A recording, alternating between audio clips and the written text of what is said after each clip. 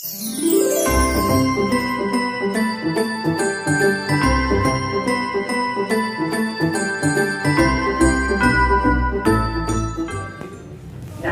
ونصلي على رسوله الكريم أما بعد أعوذ بالله من الشيطان الرجيم بسم الله الرحمن الرحيم واعتصموا بحبل الله جميعا ولا تفرقوا واذكروا نعمة الله عليكم إذ كنتم أعداء فألف بين قلوبكم فأصبحتم بنعمته إخوانا صدق الله العظيم. صدر ذي وقار اور معزز حکم صاحبان اور حاضرین مجلس، آج کی اس پربہار محفل میں میری تقریر کا عنوان ہے فرد قائم رب ملت سے ہے تنہا کچھ نہیں. فرد قائم رب ملت سے ہے تنہا کچھ نہیں، موج دریا میں ہے اور بیرون دریا کچھ نہیں.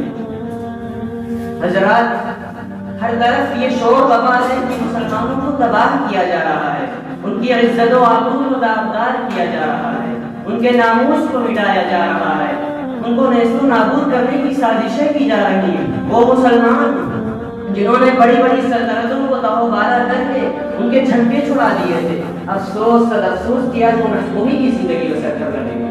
ملت اسلامیہ کے لیے یہ بڑا المیہ ہے اور مسلمان قوم کے لیے ایک سوالیہ نشان کہ آخر ایسا کیوں ہوا اور مسلمانوں کو یہ دن کیوں دیکھنے پڑے.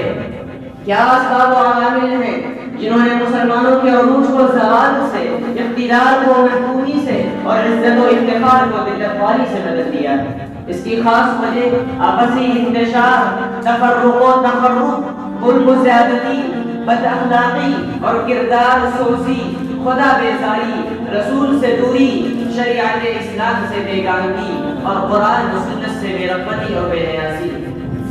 فرقہ بندی ہے کہیں اور کہیں باتیں ہیں، کیا زمانے میں پلٹنے کی یہی باتیں ہیں. حوث نے کر دیا ہے ٹکڑے ٹکڑے نوع انسان کو، حوث نے کر دیا ہے ٹکڑے ٹکڑے نوع انسان کو. اخوت کا بیان ہو جا، محبت کی زبان ہو جا. سامعین کرام، آج دنیا کے گوشے گوشے اور چپے چپے میں ہماری طاقت کیوں فنا ہو رہی ہے؟ ہم اپنی تمام طاقتوں اور قوتوں کے باوجود مغلوب و مغرور کیوں ہیں؟ مصائب و آلام کا ایک بے پناہ سیلاب ہے، اس کی تزلزل موجیں ہمیں جڑ سے اکھاڑ پھینکنا چاہتی ہے. ہمارے سابقہ حسن و جمال کا تاج محل، ہماری عظمت و شوکت کا مینار کیوں بکھرتا چلا جا رہا ہے؟ ہم عہدہ کویا سے تخت خرا میں کیوں گر گئے ہیں؟ محترم حضرات، اس لیے وقت کی یہ قرین ضرورت ہے کہ ہم اتحاد و اتفاق کو حفظ جان بنائیں اور انما المؤمنون اخوہ کا نمونہ پیش کر کے واعتصموا بحبل اللہ جميعا ولا تفرقوا کو زندگی کا شعار بنائیں اور اللہ کی رسی کو مضبوطی کے ساتھ تھام لیں اور شاعر کی زبان میں ہو جائیں تو بن سکتے ہیں خورشید مبین، ورنہ ان کے دیکھ ہوئے تاروں سے کیا کام کریں. ملت اسلامیہ کے غیور فرزندوں، آج مسلمانوں کو اپنی صفوں میں اتحاد پیدا کرنے کی ضرورت ہے، اختلافات کو مٹانے، آپسی بھید بھاؤ کو ختم کرنے کی ضرورت ہے، ایک دوسرے کے ساتھ سچی ہمدردی کرنے کی ضرورت ہے. ملوکوت کی امتیاز، رشتے ناطے کی تفریق، گروہی عصبیت اور فرقہ بندیوں کی زنجیروں کو توڑ پھینکنے کی ضرورت ہے. حضور اکرم صلی اللہ علیہ وسلم نے ارشاد فرمایا المسلم من سلم المسلمون من لسانه ويده. مسلمان وہ ہے جس کی زبان اور ہاتھ سے دوسرے مسلمان محفوظ ہوں.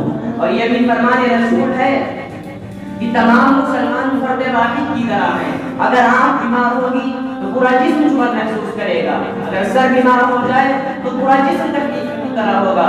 خواہ کسی عضو میں کوئی تکلیف ہو، اس کا درد، اس کی پریشانی، اس کی تکلیف پورا بدن جھیلتا اور محسوس کرتا ہے.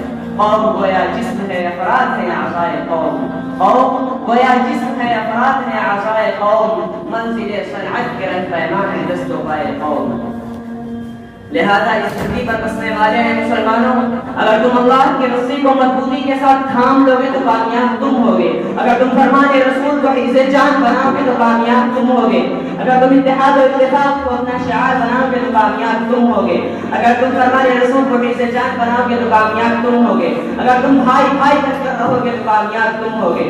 اگر تم عصبیت کے بتوں کو توڑ دو گے تو کامیاب تم ہوگے. اگر تم اخلاق و کردار کو درست کر دو گے تو کامیاب تم ہوگے. اور اگر ایسا تم نے کر لیا تو اللہ رب العزت دشمنوں کے مقابلے میں تمہارے قدموں کو جما دے گا اور دوبارہ سے ہمکنار کرے گا اور دنیا و آخرت دونوں جہاں میں سرفراز کرے گا ان تنصروا اللہ ینصرکم ویثبت اقدامکم منفعت دیکھ ہے اس قوم کی نقصان بھی ہے منفعت دیکھ ہے اس قوم کی نقصان بھی ہے ایک ہی سب کا نبی دین بھی ایمان بھی ہے حرم پاک بھی اللہ کی قرآن بھی ہے کچھ بڑی بات بھی ہوتے جو مسلمان بھی ہے وآخر دعوانا الحمدللہ رب العالمین